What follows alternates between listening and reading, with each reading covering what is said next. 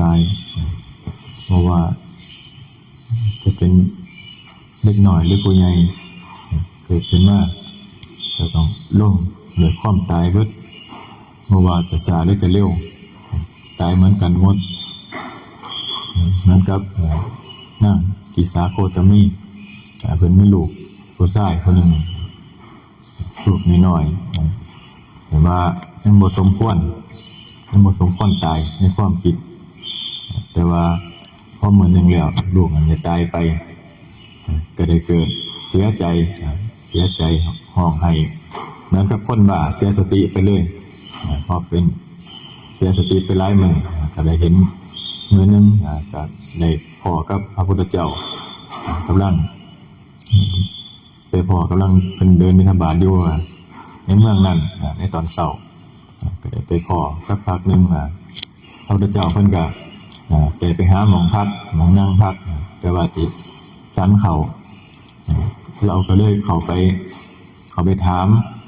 พระพุทธเจ้าก็เลยในข่าวว่าคนว่าพระพุทธเจ้านี่มียาดีมียาวิเศษเฮ็ดให้ลูกนี่ฟื้นได้ก็มีคนซาลือกันก็เลยเข้าไปหาเพิ่นเพื่อว่าสิหายาเพื่อว่าให้ลูกนี่ฟื้นขึ้นมาเราก็เลยเข้าไปก็เลยขอยาพระพุทธเจ้าก็เลยว่าให้ไปหาในเมล็ดผักกาดตามบ้านใดที่บ่มีคนตายเฮือนใดที่บ่มีคนตายอันนี้ในกรุงสาวัตถีนั่นไปหาเบิ่งถ้าหามาได้ก็จังเสียให้เราก็ไปหาไปหลังแรกก็มีหลังที่2ก็มีคนตายเบิดพอหาไปได้ 2-3 หลังก็เกิดได้สติขึ้นมาว่าความตายนี่สุดท้ายแล้วมันมีตายเบิดซุเฮือนบ่ว่าจะเป็นเด็กน้อยบ่เป็นผู้ใหญ่ตายได้เบิดบ่ได้เลือกอายุบ่ได้เลือกเวลาบ่ว่าจะช้าหรือเร็วก็ตายคือกันเบิดคือกันเหมือนกับเฮามีชีวิตอยู่สิถ้าบ่ค้นคว้าในการทำบุญไว้ในการทำความดีไว้บ่ฮู้ว่าความตายสิมาฮอดตอนใดเพราะว่าความตายนี่บ่ได้บอกว่ามื้ออื่นสิตายจักหน่อยสิตายมื้อใดเดือนใดสิตายอายุเท่าใดบ่มีไผบอกบ่มีไผฮู้ได้นอกจากว่าเฮาสิเฮ็ดไว้เฮ็ดบุญเฮ็ดกุศลไว้สร้างไว้เฮ็ดบุญเพื่อว่าหนีบาปเฮ็ดว่าหนีบาปก็ได้ถ้าบุญมันหลายบาปก็นำบ่ทันอกุศลก็ให้บ่ทันแต่เฮาก็สะสมไว้เพราะว่าสิ่งเหล่านี้บ่ว่าเฮาสิอยู่ในซ้ำใดมันก็ต้องมีคือเก่าความตายนี่มีคือเก่าว่าสิอายุน้อยหรือหลายตายคือเก่าลงสุดท้ายแล้วเกิดขึ้นมาก็ต้องตายว่าจะช้าหรือจะเร็วแต่ว่าถ้าผู้บ่ได้ยินบ่ได้ฟังธรรมบ่ได้ยินบ่ได้ฟังธรรมก็บ่สนใจในสิ่งเหล่านี้มัวแต่เพลินไปนำสิ่งต่างๆกับโลกกับมัวแต่เพลินไปนำสิ่งภายนอกบ่ได้สนใจว่าเจ้าของสิมีชีวิตอยู่ฮอดมื้ออื่นบ่จังซี่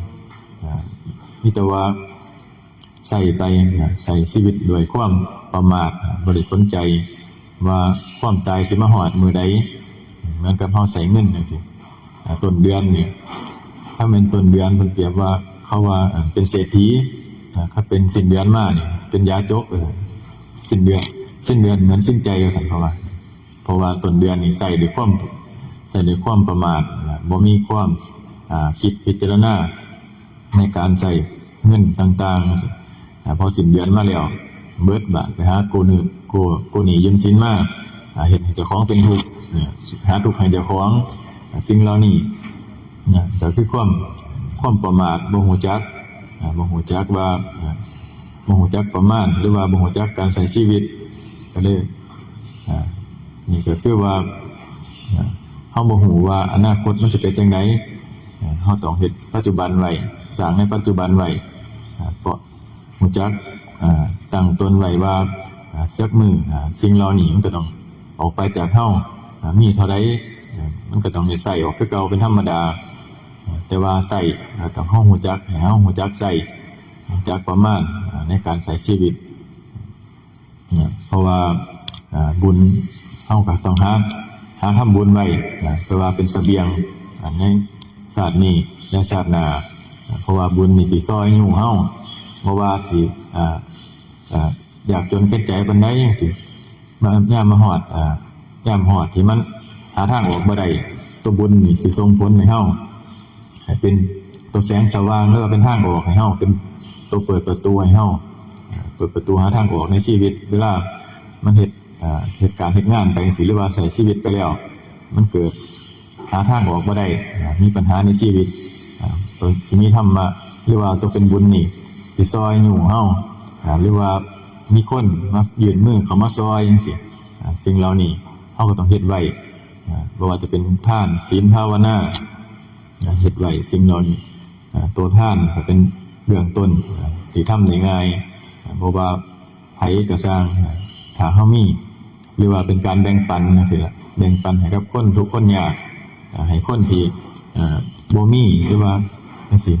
เฮาก็ต้องรู้จักแบ่งปันบ่ว่าจะเป็นญาติพี่น้องจังซี่ก็ได้ญาติพี่น้องในครอบครัว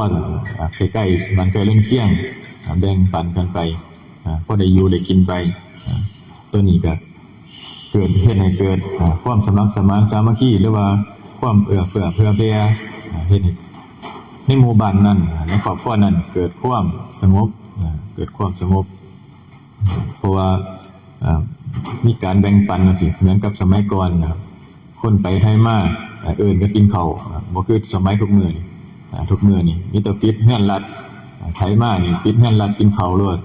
ย่านหมู่กินน้ำสามารถจะเป็นแนวนี้เพราะว่าสมัยก่อนนี่จะมีแอ่งน้ำตั้งไว้หน้าบ้านว่าไผมา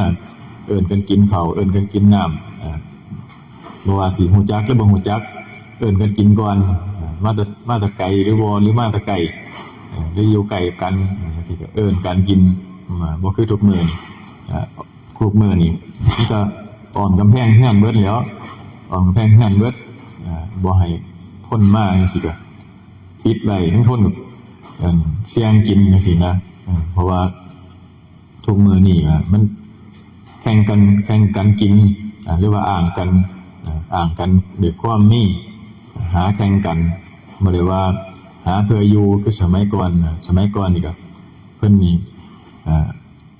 ไผมาเอิ้นกินแบ่งกันแบ่งปันกันหาเพื่อว่าเพื่อได้ว่าพอได้ใ